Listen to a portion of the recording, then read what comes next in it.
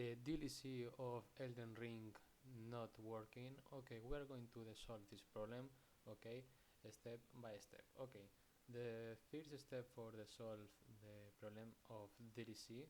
okay, we are going to the Steam, okay,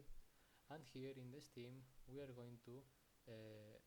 one step, okay, go to the Steam here and go to the option settings, okay, and here we are going to the downloads, okay, and here we are going to the button clear cache, okay, you click and confirm, okay, and you clear cache of Steam. The second step, okay, we are going to the library, and here we are going to the Elden Ring, okay,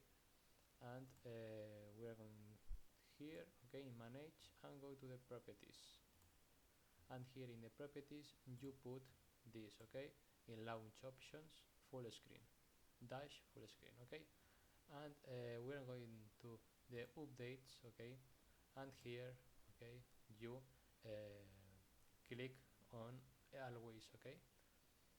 and go to the installed files and verify integrity of game files, okay,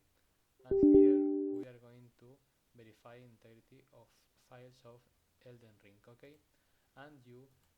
solve the problem of DLC of Elden Ring. Bye bye.